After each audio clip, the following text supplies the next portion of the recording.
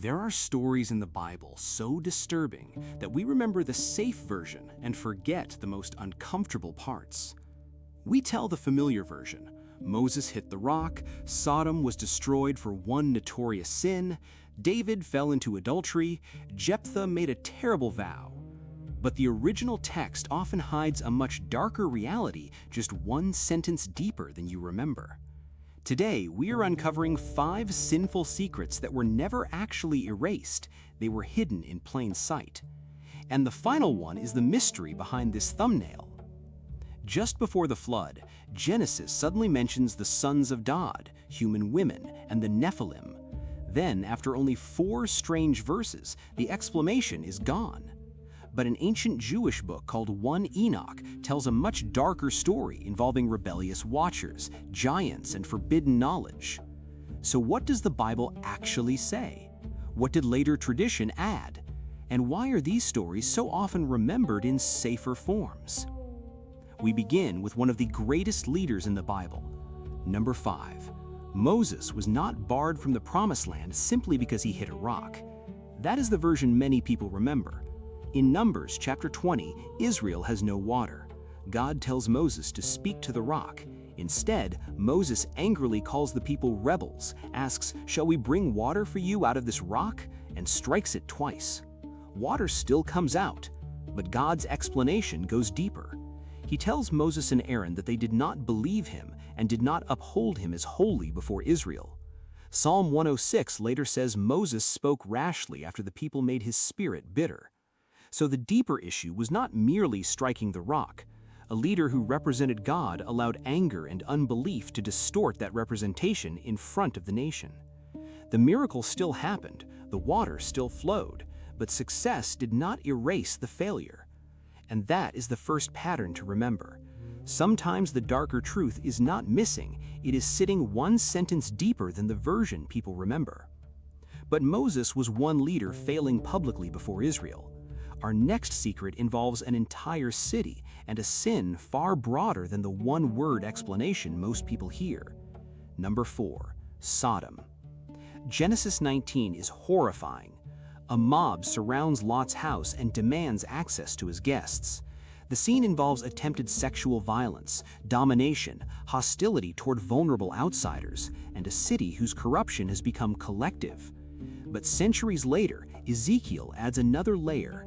He describes Sodom as proud, overfed, prosperous, and unwilling to help the poor and needy. Then he says they were haughty and committed abomination. That does not erase Genesis 19, and it does not mean Sodom's sin was only economic injustice. It means the indictment is bigger. Ezekiel shows a society swollen with pride and comfort, while the vulnerable are ignored. Genesis shows us the moment a society stops seeing people as neighbors and starts seeing them as targets. So the secret sin of Sodom is not a replacement explanation. It is the realization that Scripture refuses to reduce the city's corruption to one category. And remember that pattern, because by number 1 it reaches its breaking point. We will come to a sin Genesis mentions in only 4 cryptic verses before the flood, and then seems to go silent. But first, it's easy to condemn a violent city. It's much harder to watch a man described as being after God's own heart use his power to engineer the death of an innocent man. That's the sharp edge of David's greatest scandal. Number 3. 2 Samuel 11 does not begin as a love story. David sees, David learns, David sends, David takes. He sees Bathsheba. He learns that she is Uriah's wife.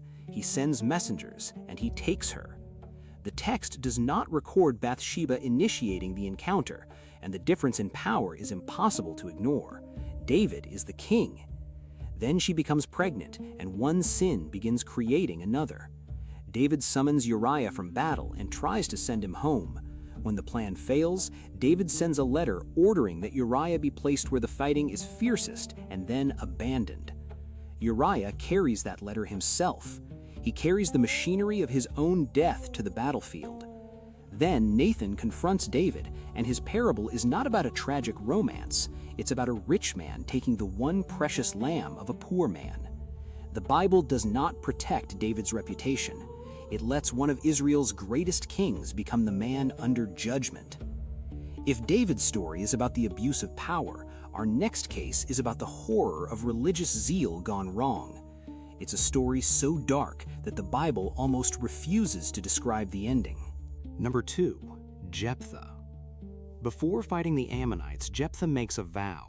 If he returns victorious, whatever comes from the doors of his house to meet him will belong to the Lord, and he says he will offer it as a burnt offering.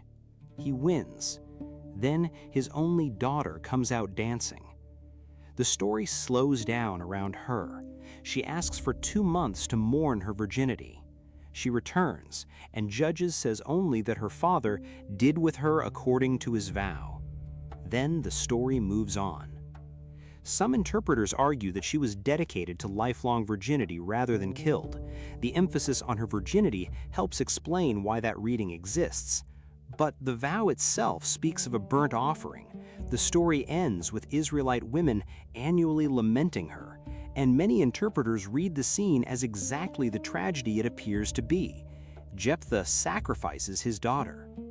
What makes it even more unsettling is what God never says. God never asked Jephthah to make the vow. The victory is not presented as payment for his bargain, and elsewhere Israel's law condemns human sacrifice. Judges is not telling us to admire what Jephthah did. It is showing what moral collapse can look like when religious language and reckless zeal become tangled together. And if these stories feel difficult, that is part of why they matter. The Bible is not protecting these people's reputations. But the final case is different. The first 4 are disturbing because the Bible tells us enough to see what went wrong. Number 1 is disturbing because Genesis gives us just enough information to create the mystery and then goes silent. The sons of God, human women, the Nephilim, and immediately afterward, a world drowning in wickedness and violence. This is the sin before the flood. Number 1. Genesis 6 opens with one of the strangest passages in the Hebrew Bible. The sons of God see the daughters of humanity, take women for themselves, and children are born. The Nephilim are mentioned. They are associated with the mighty men of old. Then almost immediately Genesis says human wickedness has become great, and the earth is filled with violence. Who are the sons of God? What are the Nephilim? And what, if anything, does this episode have to do with the corruption leading into the flood? Genesis does not explain. The Bible does not just show us a mistake here, it drops us into a mystery and then goes almost completely silent. Across Jewish and Christian history, several major interpretations appeared. Some understood the sons of God as heavenly beings.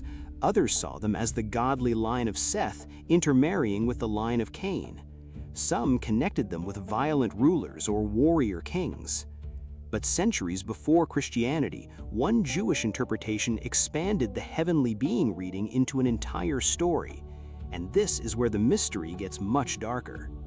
In the Book of the Watchers, the opening section of 1 Enoch, rebellious angels called Watchers descend, take human women, father giants, and teach humanity illicit arts associated with weapons, violence, and forbidden knowledge. In that tradition, the corruption before the flood becomes a cosmic boundary violation. Heavenly beings cross a line, violence spreads, and the world races toward judgment. This is the story many people now associate with Genesis 6. But this is also where the internet jumps too far. Genesis and 1 Enoch are not the same source. 1 Enoch is not a secretly recovered chapter of Genesis, and there is no evidence that God removed it from the Protestant Bible because its contents were too dangerous.